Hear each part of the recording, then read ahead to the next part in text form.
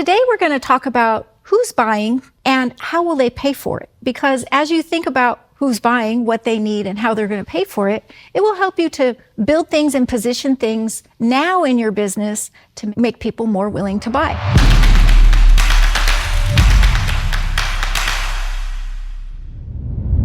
Welcome to the Freedom to Exit podcast.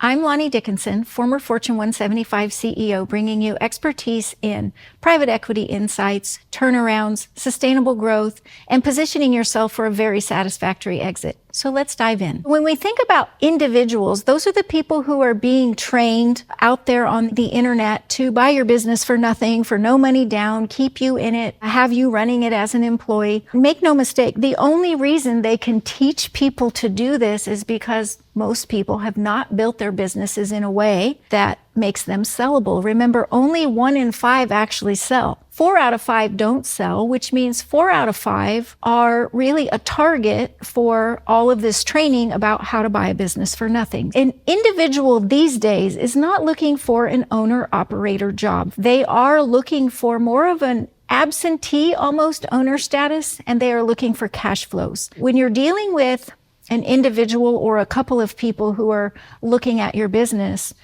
you have to realize you have to build it in a way other people run it, and that there is enough cash to pay them the money they need to take away and make the debt payment out of the existing cash flow. These individuals are going to be looking to add their expertise to grow their business. So let's say a small business owner, entrepreneur hasn't done quite as much online marketing as is really available. So maybe I would come and look for this business and say, I can bring my online marketing expertise and really grow that business. So they're looking, how can I grow it? But the existing business cannot be a job and cannot require them on site. The next level of buyer might be just a company who's looking to grow through acquisition. So this would be a strategic move for this company. Maybe it's going to make their business bigger or more profitable. And maybe they're even planning to buy 10 or 12 of these similar businesses and sell that whole thing for a very large number down the road. So you might be dealing with just local companies that want to grow a little bit faster and become a little bit more profitable. Or maybe they want access to your customer base or some kind of a technology or a process that you have available. Then there's the institutional buyer, and this is private equity. Institutions have $5 trillion under management. There's about 6,000 firms in the market today, and they're doing about 50% of all acquisition deals. This is a pure financial move for these people. Anybody in the private equity space is managing money to make money for its investors, period. The biggest contributors to these private equity funds are pension funds, endowment funds, and sovereign funds. There's also some high net worth investors, but when you think about pensions, endowments, and sovereign funds, they have payment obligations to sustain the livelihood of the people in the projects that they're responsible for. They need to earn way more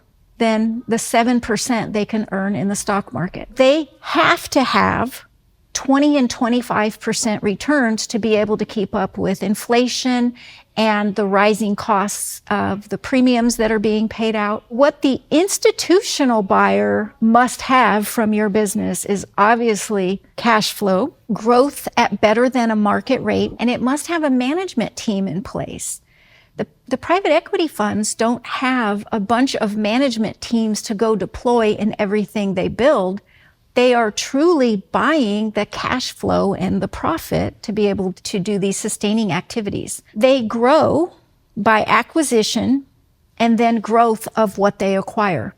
So they are looking to buy and make better and probably do a roll-up where they take 10, 20, 30, 100 of similar businesses and they roll them up together and sell them. Generally, they're looking early on in their fund for platforms that they can bolt on other businesses, which means, are you the business that has the SOP, the process, the proven outcomes, that they can then go buy other smaller or more fractured businesses and bring them and bolt them on to this platform and bring that process, that structure, that proven outcome to those other businesses that they buy. So are you able to be a platform business, or would you be more of a bolt-on business? You have to have a growth plan. Nobody's buying a plateaued business. But if you have a growth plan and they say, my capital would bring your growth plan forward sooner or make us even more, then they'll be interested in that. How they pay comes into whether you're a good target for them to buy. For an individual, they're probably going to be looking for an SBA loan, and they're going to have to put up their house.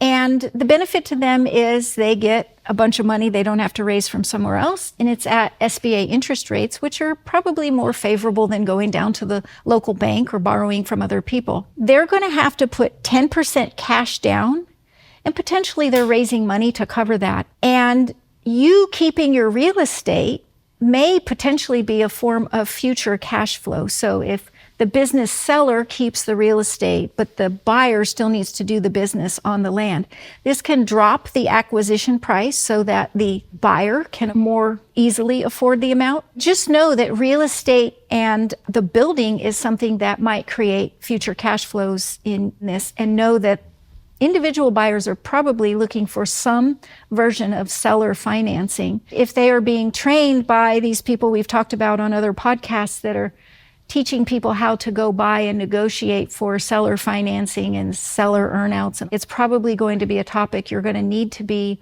ready to address and decide how much are you willing to participate in that conversation. Institutions are trying to deploy the smallest amount of cash possible. What they do is they say, what is the least amount of cash we can put forward? And then they match that with debt. Your business, its cash flows, has to be able to sustain the debt payments. They're very likely not going to allow you to leave debt in the organization. They're buying the assets. They don't want your debt, so you'll have to pay off your debt. But then they're going to load debt onto the company in their acquisition. Typically, they're looking for 5 times the leverage. So if you have a $5 million EBITDA business and you get a 10x multiple, that means your sale price is going to be $50 million.